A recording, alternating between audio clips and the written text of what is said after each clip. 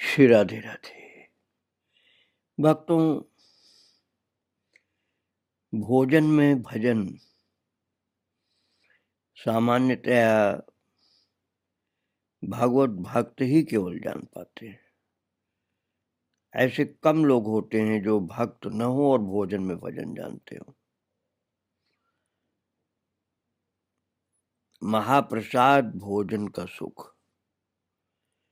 उसमें स्वाद वाली बात नहीं कि बड़े स्वादिष्ट आपने बना लिए भोजन और खा लिए, वो बात नहीं है। अरे भोजन में भजन का तात्पर्य हुआ, भजन की मुख्यता है भोजन के माध्यम से वो हो रहा है। भोजन के लिए बैठते ही सभी हरि ध्वनि जय जयकार किए प्रभु के नाम का, और भगवान ने इसको पाया है।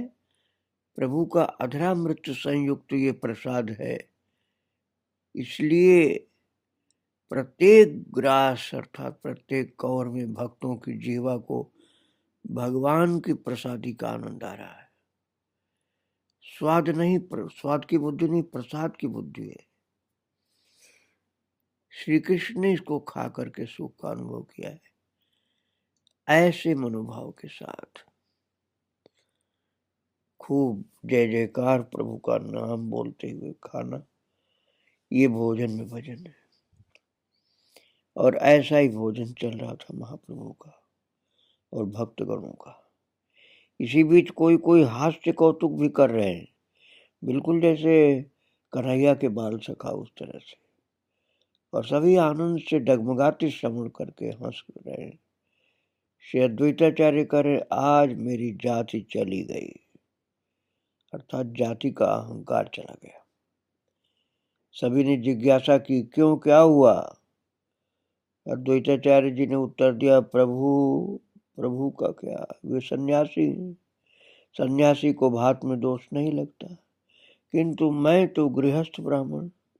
मैंने अवधूत के अर्थात नित्यानंद की ओर इशारा करते हुए कहा कि अवधूत के साथ एक पंक्ति में बैठकर समाज और शास्त्र के विरुद्ध कार्य किया, मेरा क्या होगा, मैं नहीं कर सकता। नित्यानंद बोले, तुम ब्राह्मण हो, मैं ब्राह्मण नहीं हूं।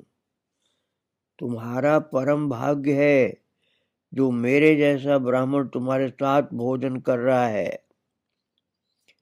अद्वैत ने कहा, तुम स्वयं को ब्राह्मण कहते हो?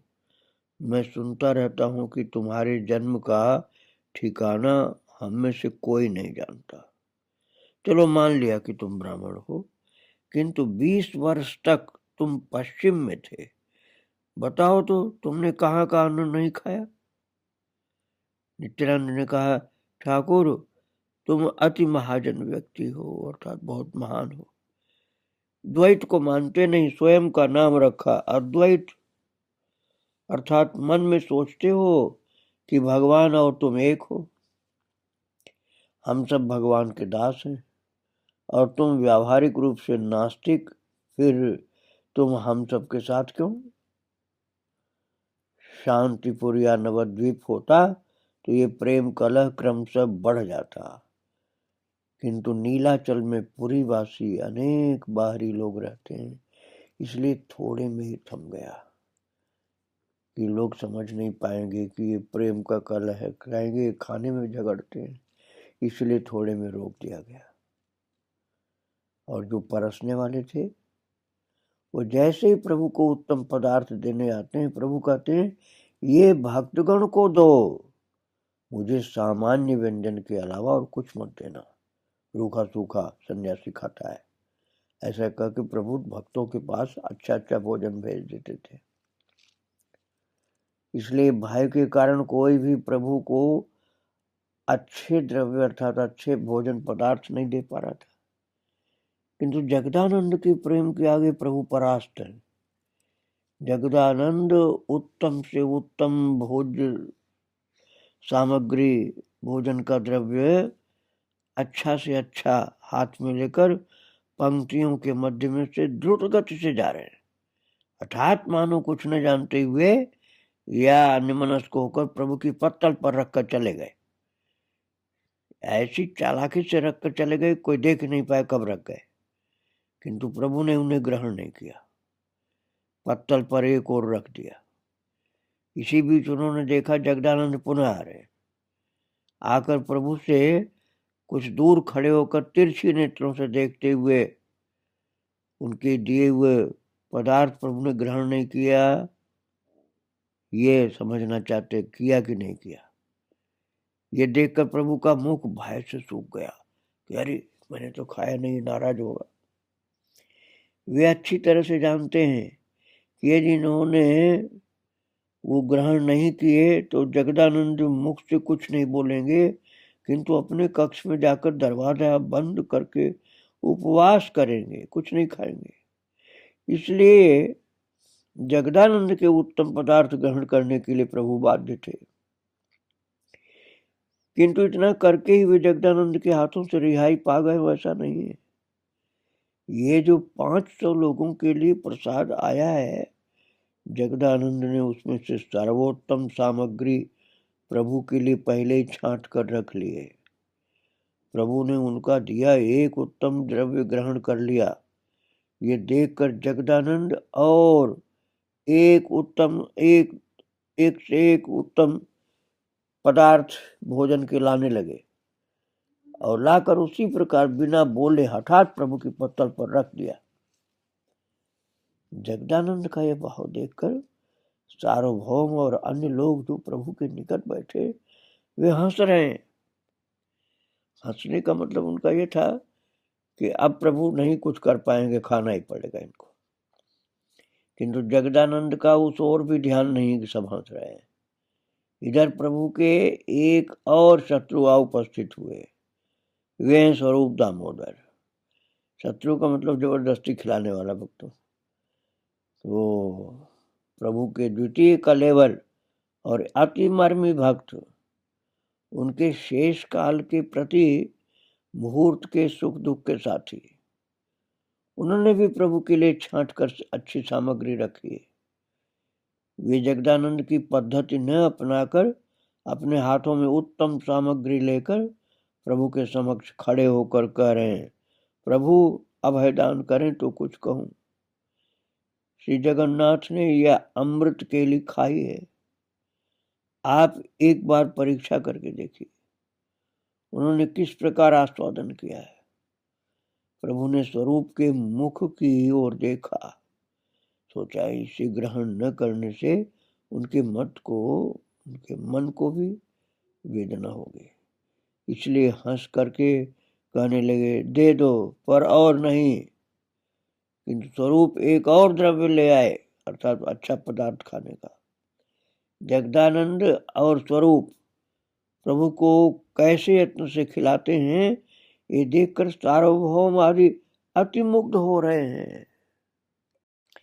सार्वभौम के बहनोई गोपीनाथ आकर के प्रभु और भट्टाचार्य के सम्मुख खड़े हो सार्वभौम से कह रहे हैं, भट्टाचार्य क्या बात है, तुम यहाँ कैसे? वेदाचार धर्म त्याग करके ये क्या कर रहे हो? पुनः कह रहे हैं, क्या थे क्या हो गए हो? एक बार विचार करो, इस आनंद की क्या कोई उपमा है? महाराज सार्वभौम गदगद होकर गोपीनाथ से कह रहे हैं, बहुत भाव से। सार्वभौम बोले, आमी तार्किक कुबुद्धि, तोमार प्रसादे आमार संपद सिद्धि। अर्थात मैं तार्किक और कुबुद्धि वाला था, आपके प्रसाद से ही मुझे सिद्धि और संपदा प्राप्त हुई है। सुनकर के प्रभु ने अति गंभीर होकर सरल भाव से कहा, भट्टाचार्य ऐसा नहीं है, तुम्हारी पूर्व की साधना थी, उसी के बल से तुम्हारे मुख पर कृष्ण नाम की स्फूर्ति हुई है, और मेरी भी तुम्हारे पवित्र संग के कारण नाम में रति हुई है। प्रभु का ये उत्तर सुनकर सार्वभौम हंसने लगे। तब प्रभु परोसने वालों द्वारा अच्छा अच्छा प्रसाद मंगवा कर बड़े स्नेह के साथ सार्वभौम को खिलाने लगे। किस भक्त को क्या पसंद है, अंतर्यामी प्रभु ये सब जानते हैं। तो महाप्रभु कह रहे हैं खाओ। क्या खाने के लिए कर रहे हो, कह रहे हो? महाप्रसाद है। अरे महाप्रसाद है, अति उपादेय वस्तु है। आकंठ पूरिया वैष्णव करी लो भोजन, अर्थात कंठ भर भोजन करो। तत्पश्चात स्वर्ग मर्त भेदी हरि ध्वनि करके सब उठ गए। प्रभु ने भक्तों को चंदन माला दी।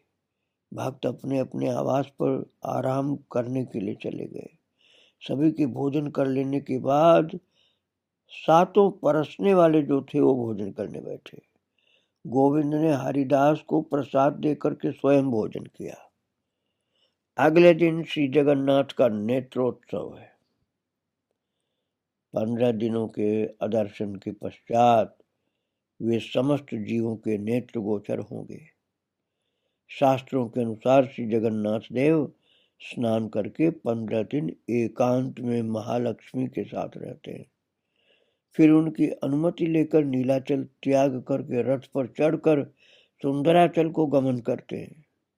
वहां उपवन में 7 दिन श्री राधा के साथ विहार कर पुनः नीलाचल लौट आते हैं। नेत्रोत्सव के दिन श्री जगन्नाथ के नयन गोचर होने पर प्रभु भक्तों को लेकर महा आनंद के साथ दर्शन करने गए। प्रभु किस प्रकार दर्शन करते हैं वो बहुत अद्भुत है।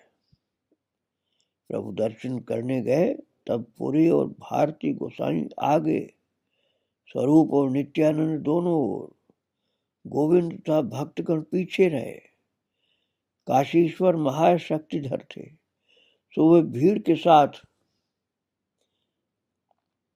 महाराज महाप्रभु के लिए रास्ता बनाते उनके आगे आगे चलने लगे। एक पक्ष के पश्चात श्री जगन्नाथ देव को पा करके श्री गौरांग आनंद में किस तरह विह्वल हुए, इस संबंध में प्रभु के दर्शन का जो आनंद था, प्रभु ने दर्शन करते करते जो कहा था, वो ठाकुर नरहरि ने उस समय प्रभु के निकट जो थे खूब गा गा करके सुनाया। महाराज, हेरी गोरा नीलाचल नाथ, निज पारिषद गण साथ, विभोर होया गोपी भावे, कहे किछ कोरिया आक्षेपे। इस प्रकार से गा रहे थे बहुत भाव से। प्रभु श्री जगन्नाथ को श्याम सुंदर के रूप में देख रहे हैं। उन्हें ये ज्ञान नहीं है कि वे विग्रह देख रहे हैं। उन्हें लग रहा कि स्वयं श्याम सुंदर उनके आगे खड़े। उनकी निष्ठुरता देखकर प्रभु को क्रोध आ रहा है, किंतु प्रभु का चंद्रावली की भांति ढीठ स्वभाव नहीं है, वे राधा की भांति धीर स्वभाव के हैं। और वे 15 दिन से जगन्नाथ अदर्शन थे, इसलिए प्रभु को उनके ऊपर बहुत क्रोध आ रहा है महाराज कि क्यों नहीं 15 दिन दिखलाई पड़े। किंतु फिर भी उनके मुख पर कटुवाक्य नहीं आ रहा। करें हे सखे, क्या यही तुम्हारा धर्म है? 15 दिन दर्शन नहीं दिए तुम। मैं तुम्हें देखे बिना मर रही हूं और तुम मुझे पलट कर देख भी नहीं रहे। प्रभु श्री जगन्नाथ के मुख को बार बार उसी ओर देखकर रोते रोते कह रहे हैं। भक्तों, इस समय वो राधा भाव में विभोर है। वे अपने भाव व्यक्त कर रहे हैं। केवल इतना ही नहीं, उनकी बातें और गले का स्वर तक स्त्रियों जैसा हो गया था उस समय। संभवतः कोई पूछे, किस युग में, किस अवतार में किसी ने कभी भगवान से इस प्रकार कहा है कि हे बंधु, तुम मेरी तरफ मुड़कर नहीं देखते, किंतु मैं तुम्हारे लिए मर रही हूं। इस प्रकार जो कह सकते हैं वे या तो भगवान हैं या उनकी प्रकृति अंश है। भगवान पुरुष प्रकृति मिलित रूप है। सोचिए, भगवान प्रकृति और पुरुष के मिलित रूप है। सोचिए, एक तपस्वी 1000 वर्षों से वन में तपस्या कर रहे हैं। उनका शरीर क्लिष्ट हो गया, मस्तक पर चींटियों ने घर बना लिया। उनका उपकार होगा इसलिए वे कष्ट सह रहे हैं। उनका उद्धार हो जाएगा या वे महाशक्ति संपन्न हो जाएंगे। एक अन्य व्यक्ति जप तप उपवास कुछ भी नहीं जानता, संसार में वास करता है, किंतु वो भगवत प्रेम में पागल हो गया है। भगवान को न देख पाने के कारण उसके प्राण संकट में है। वो मान से भरकर भगवान का तिरस्कार करके कहता है, हे निष्ठुर, तुम्हारे मन में दया माया नहीं है। मैं तुम्हारे बिना एक क्षण भी नहीं रह पा रहा और तुम मेरी ओर मुड़कर नहीं देख रहे। तो भक्तों, जो दो की बात मैंने की ना, उनमें से प्रथम जो है वो प्रथम जन मुनि है, और दूसरा कौन है? प्रेम से जो भगवान को बोल रहा है खरा, वो गोपी है। भगवान किसकी बात पहले सुनेंगे? किसके वश में होंगे? गोपी के या मुनि के? इस भगवान में जरा भी दया माया होगी तो वे अवश्य उसी व्यक्ति के वशीभूत होंगे जो कुछ नहीं चाहता, केवल उनके लिए पागल है। दूसरे उदाहरण वाला व्यक्ति जीव होते हुए भी प्रभु उससे बाध्य हैं। अतएव तुम श्री गौरांग महाप्रभु को भगवान न मान सको तो भी उनका भजन करने में तुम आपत्ति नहीं कर सकते। जिनका भगवान के साथ इस तरह का प्रेम भरा हुआ संबंध है कि वे उन्हें निष्ठुर निर्मोही कहकर गाली देने का अधिकार रखते हैं, वे अवश्य तुम्हारा उद्धार करने की शक्ति रखते हैं। भक्तों, तब भक्तगण प्रभु को सांत्वना देकर के आवास पर लाए। अगले दिन रथ यात्रा है। प्रभु इसी आनंद में रात्रि को जरा भी नहीं सो सके। रात्रि बाकी रहते हुए स्वयं उठे और भक्तों को उठा दिया। तत्पश्चात सभी जल्दी जल्दी स्नान आदि समाप्त करके महाराज पांडु विजय दर्शन करने निकले। देखते हैं कि रथ अति सुसज्जित है। इस बार प्रभु के संतोष के लिए राजा की आज्ञा से रथ की सज्जा हर बार से अधिक की गई। लग रहा है मानो रथ स्वर्ण मंडित है। विभिन्न प्रकार के वस्त्रों द्वारा सुसज्जित किया गया।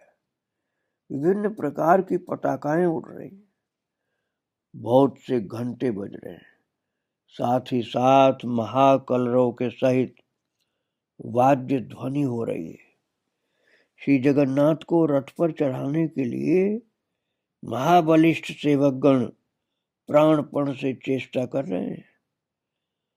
कोई श्रीपद, कोई कटी, कोई इस प्रकार विग्रह को पकड़कर वाद्यों से उत्साहित होकर उठा रहे हैं। महाप्रभु मणिमा मणिमा कह करके उच्च ध्वनि कर रहे हैं। इस आनंद कलरव के मध्य श्री जगन्नाथ को रथ के ऊपर बिठाया गया। रथ का रास्ता बारीक और श्वेत बालू से मंडित है। पथ के ऊपर प्राय दोनों ओर फूलों के बगीचे हैं। रथ ने बीच में चलना आरंभ किया। दर्शकगण रथ के दोनों ओर साथ साथ पैदल चल रहे हैं। महान व्यक्ति घोड़ा गाड़ी से गमनागमन करते हैं, किंतु उनके भक्तगण कभी कभी उस अश्व को रिहा कर स्वयं ही गाड़ी को खींच कर ले जाते हैं। इन महान व्यक्ति के पास घोड़ा था गाड़ी चलाने के निमित्त, उन्हें किसी की भी सहायता की आवश्यकता नहीं थी, किंतु फिर भी अपने अनुगत भक्तगण की तृप्ति के निमित्त अश्व खोल देने पर उन्होंने कोई आपत्ति नहीं की। यद्यपि वे सब कायिक परिश्रम कर गाड़ी खींचने लगे, फिर भी उल्लिखित कारण से राजा ने उन लोगों को नहीं रोका। इस प्रकार श्री जगन्नाथ नीलाचल से सुंदराचल इच्छा करते हुए अनायास जा सकते हैं, किंतु भक्तगण की इच्छा हुई कि उन्हें रथ पर बिठाकर खींच कर ले जाए। ऐसे में क्या जगन्नाथ जैसी महान वस्तु आपत्ति कर सकती है? भगवान के स्वयं के क्या क्या खेल हैं, तो कोई जान नहीं सकता, इतने खेल हैं। किंतु यदि मनुष्य के साथ उनकी खेलने की इच्छा हो तो उन्हें मनुष्य के समान होना होगा, नहीं तो खेल नहीं पाएंगे। वे यदि केवल तेज होकर ओतप्रोत भाव से जगत में व्याप्त रहते हैं तो मनुष्य उनके साथ नहीं खेल सकता। इसलिए मनुष्य को भगवान को रथ के ऊपर बिठा करके खींच ले जाते हैं। इससे जिस प्रकार भक्त मुग्ध होते हैं, उसी प्रकार भगवान भी स्वयं के प्रति जीवों की प्रीति देखकर मुग्ध होते हैं। रथ चलने से पूर्व उन्हीं शक्तिशाली राजाधिराज गजपति प्रताप रुद्र ने अपने हाथों से स्वर्ण मार्जनी द्वारा पथ परिष्कार किया। इस पर चंदन जल के छींटे लगाए गए। महाप्रभु राजा की इस प्रकार की तुच्छ सेवा देखकर मन ही मन उनके प्रति कृपार्थ हुए। प्रभु के बल से बलवान होकर गौड़ी गण ने उत्कल वासियों को अधिकारच्युत कर रथ की जो रज्जु थी, रस्सा रथ का, वो पकड़ करके खींचना आरंभ कर दिया। वाद्यों के शब्दों से कान बहिरे से होने लगे, इतनी आवाज बाजों की हो रही थी, और आनंद में उन्मत्त होकर सभी रथ के साथ चलने लगे। तब महाप्रभु ने निजगण को एकत्र कर सभी को माला और चंदन दे करके शक्ति संपन्न किया, और इन सब को लेकर पहले 4 कीर्तन संप्रदायों की सृष्टि की। प्रथम संप्रदाय है जिसके प्रधान स्वरूप दामोदर है। संप्रदाय का मतलब है तो यहाँ समुदाय समझो। दामोदर पंडित, राघव, गोविंद दत्त, गोविंदानंद एवं नारायण, ये 5 लोग उनकी दोहारकों के लिए थे, और 6 लोग गीत गाएंगे और 2 लोग मृदंग बजाएंगे। इस संप्रदाय में नृत्य करेंगे। स्वयं कौन नृत्य करेगा? अद्वैताचार्य जी महाराज, जो कि अधिक उम्र के हैं। इस प्रकार प्रत्येक संप्रदाय में सब मिलाकर 9 लोग हुए। द्वितीय संप्रदाय के प्रधान श्रीवास, उनके सहायक छोटे हरिदास, गंगादास, शुभानंद, श्रीमान पंडित और श्री राम पंडित। इस दल में भी 2 मृदंग हैं, और इसके नृत्यकारी हैं स्वयं श्री नित्यानंद। तृतीय संप्रदाय के प्रधान मुकुंद हैं, और दोहार की के लिए तथा पीछे बोलने के लिए मुकुंद के ज्येष्ठ भ्राता वासुदेव दत्त, मुरारी, श्रीकांत, वल्लभ सेन और गोपीनाथ हैं। इस संप्रदाय में गोपीनाथ के अतिरिक्त सभी वैद्य हैं। इसके नृत्यकारी हैं बड़े हरिदास। चतुर्थ संप्रदाय के प्रधान वासु घोष के दादा गोविंद घोष हैं। सहायक वासु एवं माधव दोनों भाई, अन्य हरिदास, विष्णुदास और अन्य राघव हैं। इसके नृत्यकारी वक्रेश्वर हैं। इनके अलावा और भी 3 संप्रदाय पहले से प्रस्तुत थे, जैसे कुलीनग्राम का, श्रीखंड का, शांतिपुर का। कुलीनग्राम के प्रधान रामानंद वसु, शांतिपुर के प्रधान अद्वैत प्रभु के ज्येष्ठ तनय अच्युतानंद और श्रीखंड के प्रधान नरहरि सरकार ठाकुर। इन 7 संप्रदायों में से 4 संप्रदाय रथ के आगे, 2 संप्रदाय दोनों ओर, 1 संप्रदाय रथ के पीछे पीछे चलने लगा। इस तरह 14 मादल बज उठे एक साथ। 42 लोग गीत गाने लगे और 7 लोग 7 जगह नृत्य करने लगे। भक्तों, कीर्तन आरंभ होते ही सभी लोग आनंद से मतवाले हो गए और साथ ही साथ अन्य वाद्य थम से गए।